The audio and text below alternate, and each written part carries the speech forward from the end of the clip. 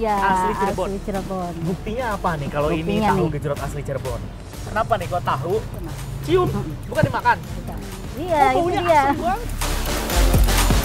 Ya, bagi penggemar jajanan tahu gejrot, pasti tak asing lagi dengan aroma asam unik dari tahu gorengnya. Bahkan ada yang menyebut, jika tak asam, maka bisa dipastikan tahu gejrot itu bukanlah asli Cirebon. Lantas, dari mana aroma asam itu muncul?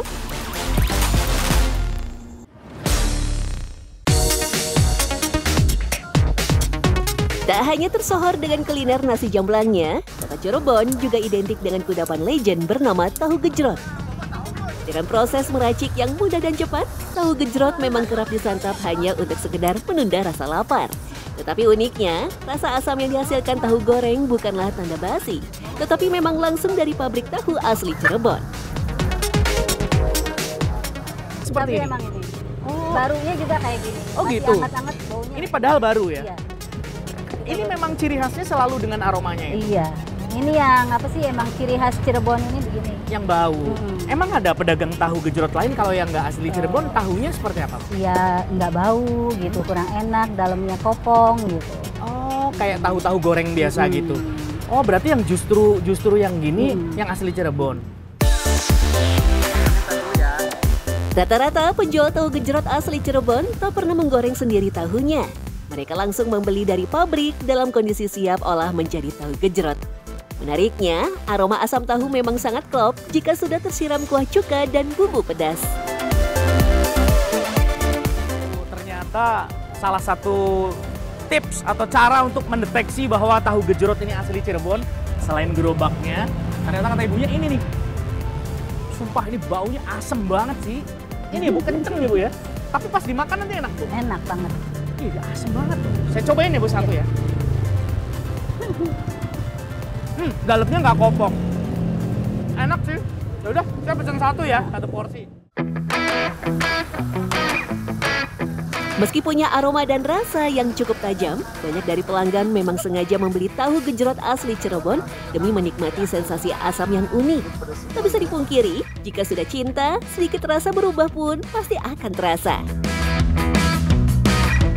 Sebenarnya pedagang tahu gejrot di mana-mana banyak. Cuma yang nyari ciri khas Cirebonnya itu agak susah.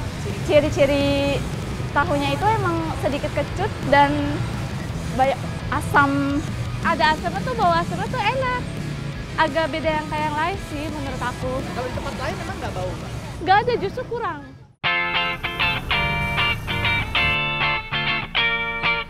Penasaran? Kami pun datang langsung ke pembuat tahu khas Cirebon untuk memastikan fakta tahu asam. Baru sampai di depan pabrik, aroma khas tahu gejrot benar-benar langsung tercium.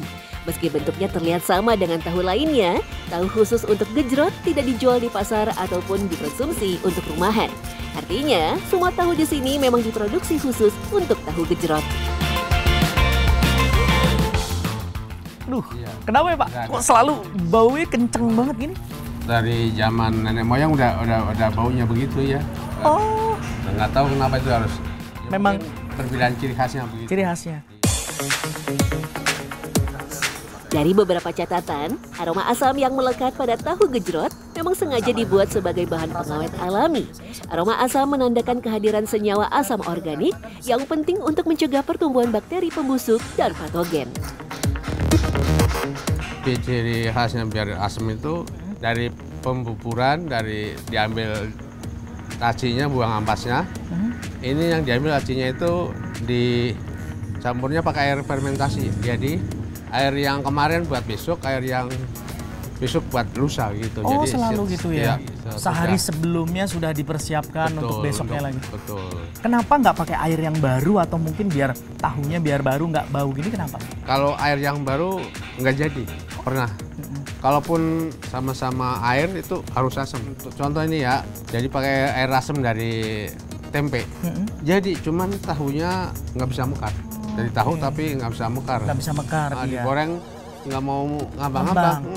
Jadi masih di dalam aja di bawah. Oh, nggak mau naik gitu Iya ya Pak? betul, nggak mau. Karena Tapi dia pas matangnya nggak mau- asam juga? Ya asam juga. Asam juga.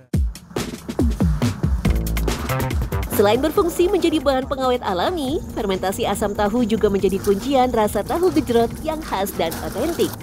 Tahu biasanya tak akan bisa mengeluarkan rasa yang lezat ketika bertemu racikan kuah tahu gejrot.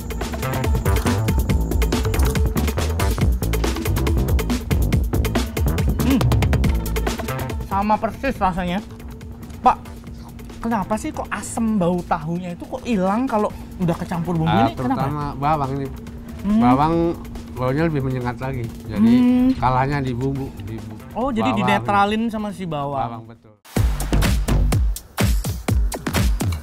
Tahu gejrot sendiri diyakini muncul pada abad ke-18 dan diperkenalkan oleh masyarakat keturunan Tionghoa di Cirebon.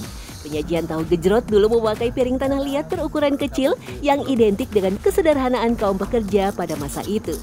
Namun tahu gejrot konon diambil dari cara menuangkan kuah dari botol. Nah, kalau kuahnya kenapa panas?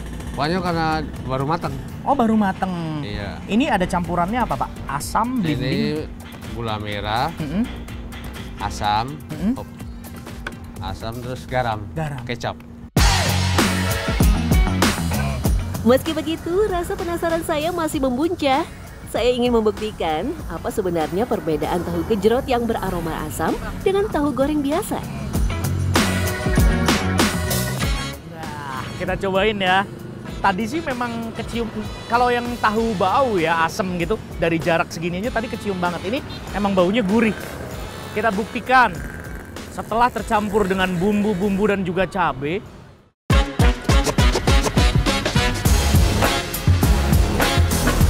Meski dari segi tampilan mirip, jika diperhatikan lebih jauh, ada perbedaan mencolok terutama dari segi bentuk tahu.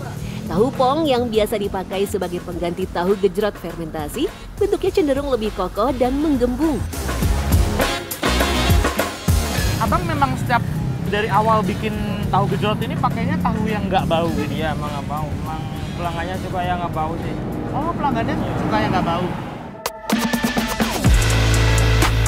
Terlepas dari jenis tahu yang digunakan, pakar kuliner menyebut kuncian rasa tahu gejrot justru terletak pada kuah asamnya. Memakai jenis tahu apapun tetap bisa menjadi kudapan ala tahu gejrot jika disandingkan dengan kuah asam khas dan bumbu cabai rawit bawang mentah. Penggunaan tahu asam ataupun tahu biasa dinilai tidak mempengaruhi cita rasa tahu gejrot. Ternyata kuah-kuahnya berbeda juga, Mas, di beberapa daerah. Ada yang menggunakan gula merah yang dicairkan, terus menggunakan bawang merah dan garam dan cabai. Bahkan ada beberapa juga yang menggunakan bawang putih. Nah, sehingga ketika diperpadukan dengan tahu yang difermentasikan menghasilkan aroma yang khas, itu di dua.